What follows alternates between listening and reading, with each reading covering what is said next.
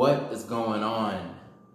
I know, it's been like 7 months. It's been over half a year. But we've had a lot of things happen, okay? And I'm just happy to be able to post on this channel again. So, thank you for viewing the video. I was going through and thinking about my time doing security because, I do private security, executive protection. I've had a lot of dangerous moments since I've last posted on this channel. A lot of dangerous moments, which is why I pretty much haven't posted on this channel.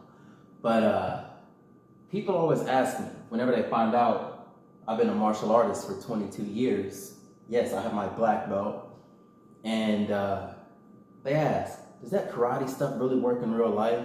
Does that taekwondo stuff really work in real life? Because, I see traditional martial artists get beat up by boxers or MMA. Well, there's a difference between style and reality. That's one of the things I'm going to write about within my book. Style versus reality, okay?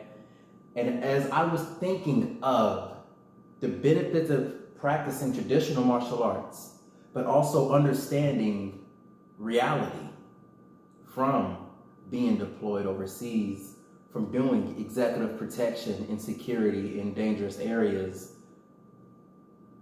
what marriage does style and reality have? Style formulates discipline. I am a firm believer in that. Understanding reality makes you dangerous. Marrying the two, that's a great combination.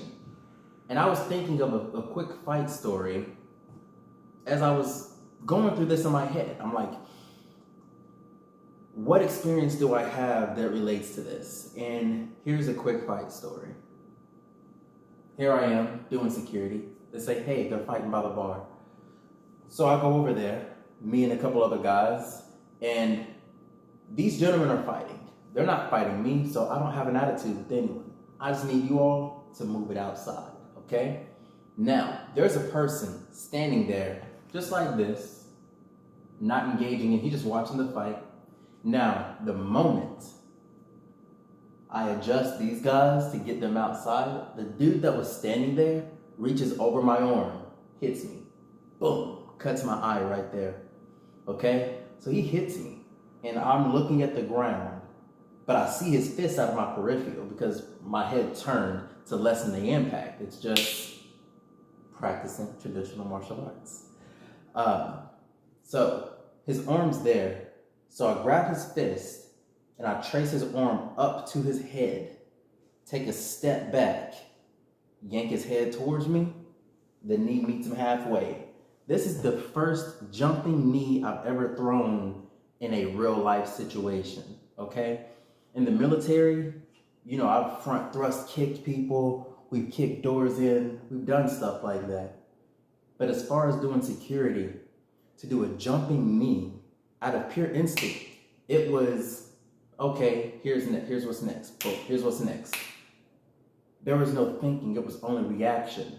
And so I grab his head and I meet him halfway. Boom. The cleanest knee I've ever hit anyone in life with. And from there, he's still kind of like this after I hit him. So my thought process is this. Once you engage in violence with me, I have to engage in violence back until you are no longer a threat. And so as long as there's movement, you are considered a threat. So after I knee him, he's working to get up, fighting to get up. So I uppercut him. Boom. And we're working the body, working through. And I'm like, I can't continue to beat on this person because my thing is, I'm not here to beat down on you, but I can't allow you to be a threat. So he looks at me and I look at him and he goes to make a quick shift and out of nowhere, I just headbutt him. Boom. Headbutt him again. Boom. That's when his lights were out. And after that, I just carried him out the club. And it did not have to be that way. It didn't have to get violent. And the two people who were fighting were not even mad at me. They weren't even getting violent with me. They respected my authority as security in that facility. And they were just like, you're right. You know, we really shouldn't be fighting right here. It's stupid of us. They were cool. But the person who was just standing there felt the need to just hit me because he thought he could get away with it. Then he says, oh, I didn't know you were security.